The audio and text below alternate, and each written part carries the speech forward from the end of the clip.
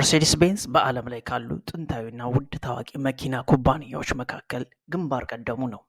የዚህ ኩባንያ ዋጋ ዛሬ በወደ 80 ቢሊዮን ዶላር ይገመታል። ይህም የመኪኖቹን የላቀ ጥራትና ተወዳጅነትን ያሳያል። ዛሬ በዓለም ዙሪያ ተፈላጊና ውድ መኪኖች የሚያመርት ቢሆንም መጀመሪያ የተጓዘበት ሂደት ቀላል አልነበረም። ይህን ሁሉ የጀመረው በካርል ቤንዝ የተባለ አንድ ድሃ መሐንዲስ ነው። እሱ ብዙ ውድቀቶችና ተግዳሮቶች ገጥመውት ነበር። ነገር ግን መጀመሪያ ፈረስ የሌለው ተሽከርካሪ መኪና ለመፍጠር ብዙ ትግሎችና ብዙ ተቃውሞዎች ገጥመውት ነበር። ምክንያቱም ይሄ ይሆናል ወይም ይሳካል ብለው አብዛኞቹ ስለማያስቡ ስለነበረ ነው። በ19ኛው ክፍለ ዘመን መገባደጃ ላይ ትንሹ ስራውን ወደ ዓለም የመጀመሪያ ትልቅ የመኪና ማምረቻ ኩባንያ ቀይሮታል። ይሁን እንጂ ኩባንያው ወደ ትልቅ ምዕራፍ የተሸጋገረው ለናዚዎች ወታደራዊ ተሽከርካሪዎችን በማቅረብ ሲሆን በዚህም ብዙ ትርፍ ሊያገኝ ችሏል።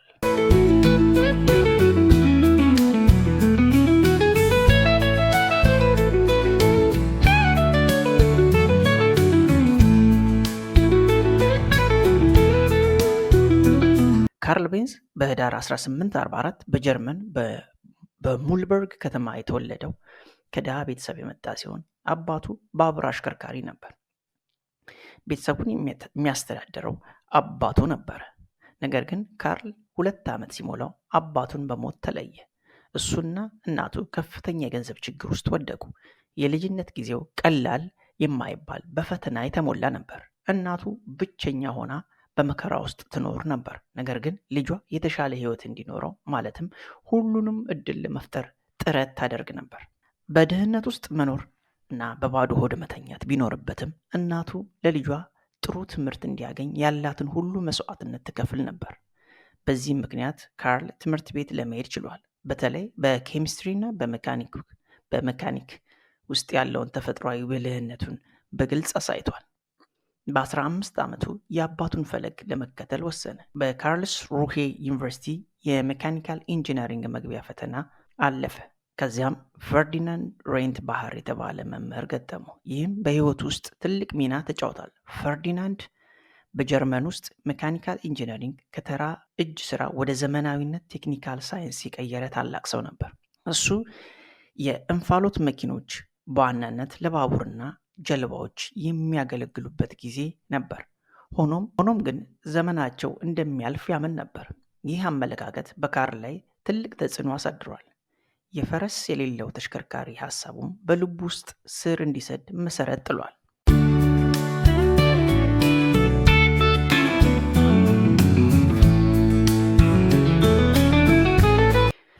ካርል ተራ ብስክሌተኛ እንደመሆኑ ብስክሌት ላይ የተለያዩ ሙከራዎችን በመሞከር ሞተር ያለው ተሽከርካሪ መፍጠር ጀመረ። በዚያን ጊዜ ብዙ መሐንዲሶች ፈጠራዎቻቸውን መኪና ለመስራት ሞክረው ነበር። እነዛ ሁሉ ሙከራዎች ግን አብዛኞቹ ተግባራዊ ሆነው አልተሳኩም ወይም አልሆነላቸውም ነበር።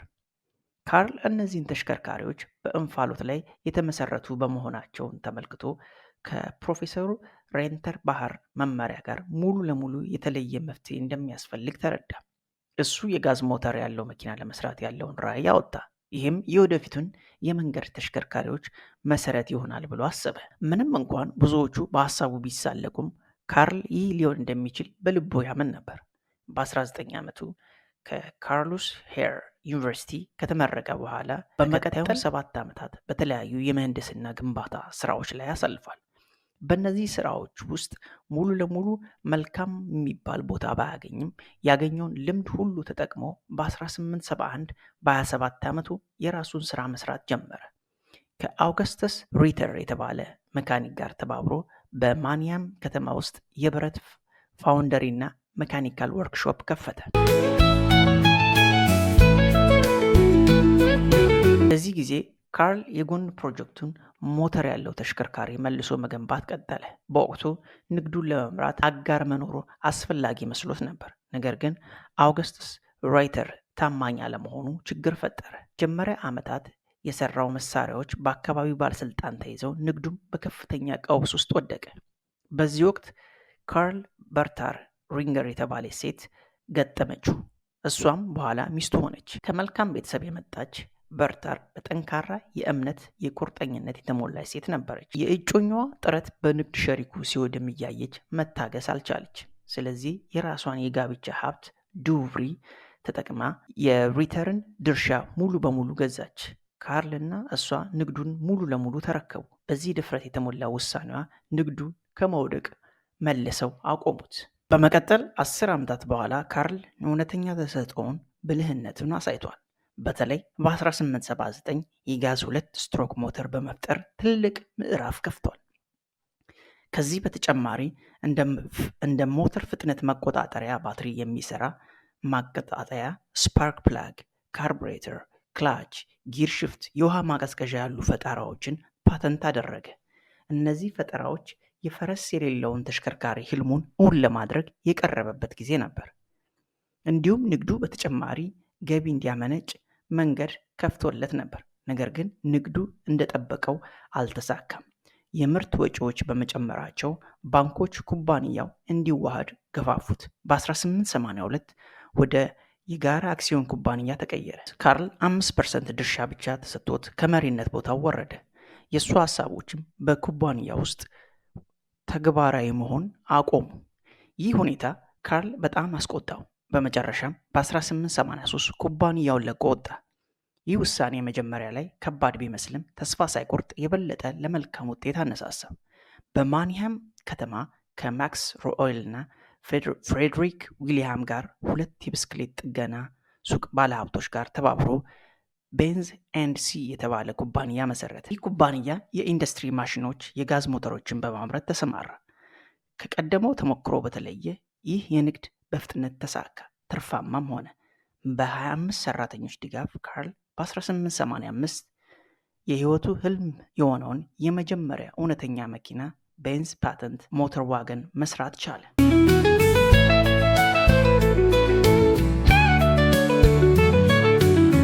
ባለ 3 ጎማ ተሽከርካሪ በ2 መቀመጫዎች የተነደፈ በጋዝ የሚሰራ 4 ስትሮክ ሞተር ያለው ነበር።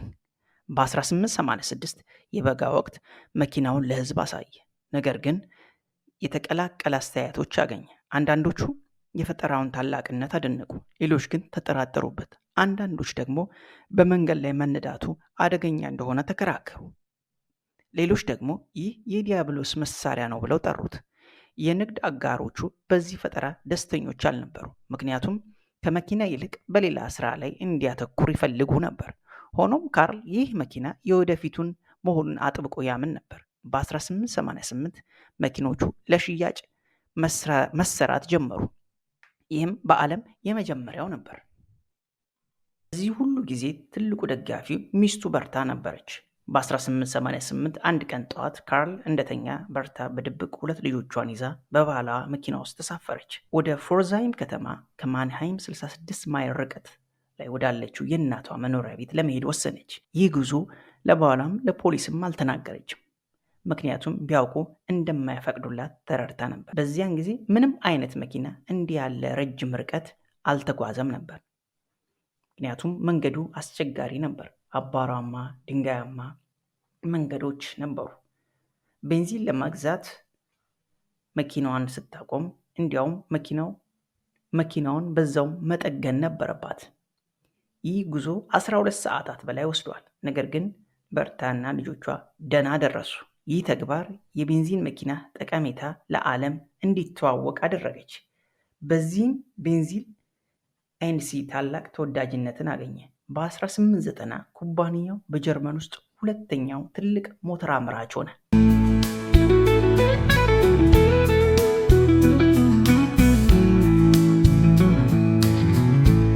በ1893 ካርል ቤንዝ ቪክቶሪያ የተባለ የቅንጦት መኪና አስተዋወቀ። በመቀጠል ቤንዚል ቬይሎ የተሰኘ ርካሽ ተወዳጅ መኪና 1200 ተሽከርካሪዎችን በተከታታይ ምርት ሰራ። ይህም በዓለም የመጀመሪያው ተከታታይ ምርት መኪና ሆነ። ቤንዝ ኤንድ ሲ በ1890ዎቹ እና በ1990ዎቹ መጀመሪያ የዓለም መሪ መኪና ኩባንያ ያደረገው። ነገር ግን ከዳይምለር ሞተር ጌዝልሻፍት ዲኤምጂ የመጣ ፉክክር ገጠመው። ዲኤምጂ በጎትሊብ ዳይምለር ዊሊያም ማይባክ ይመራ ነበር።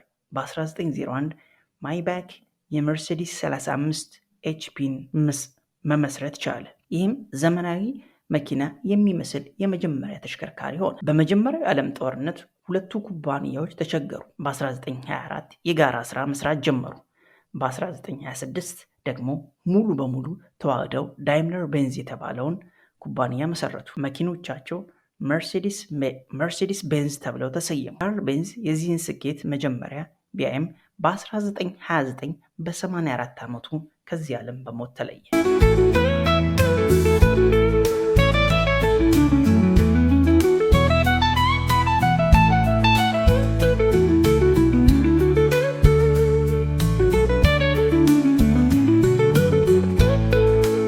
በሁለተኛው የዓለም ጦርነት ዳይምለር ቤንዝ ለናዚዎች ወታደራዊ ተሽከርካሪዎችን ሰራ። በዚያን ወቅት ሰራተኞቹ የነበሩት ከእስረኞችና ከኮንሰንትሬሽን ካምፖች የተወሰዱ ሰዎች ተጠቅሞ ስራውን ቀጠለ። በ1944 ከ63,000 ሰራተኞቻቸው ግማሹ ያህል በግዳጅ የሚሰሩ ሰራተኞች ነበሩ። በአሰቃቂ ሁኔታ ውስጥ ይሰሩ ነበር። ጦርነቱ ካለቀ በኋላ ኩባንያው ከባድ መልሶ መቋቋም ሁኔታ ገጠመው። ነገር ግን በ1950ዎቹ ተመልሶ ተሰማራ። በዓለም ዙሪያም ተወዳጅነቱን መልሶ አገኘ። መርሴዲስ ቤንዝ በዓለም አቀፍ ደረጃ መኪና ኩባንያዎች መካከል መሆኑን ቀጥሏል። መርሴዲስ ቤንዝ በዓለም አቀፍ ደረጃ መሪ የመኪና ኩባንያዎች መካከል መሆኑን ቀጥሏል። የኩባንያው የገበያ ማርኬት ካፒታል ወደ 63.35 ቢሊዮን ዶላር ደርሷል። ይህም በዓለም ደረጃ 310ኛው ትልቁና ግዙፉ ኩባንያ ያደርገዋል። በ2024 መጨረሻ ላይ ኩባንያው 2.3 ሚሊዮን መኪናዎችን፣ ቫኖችን በመሸጥ ጠንካራ አፈጻጸም አሳይቷል።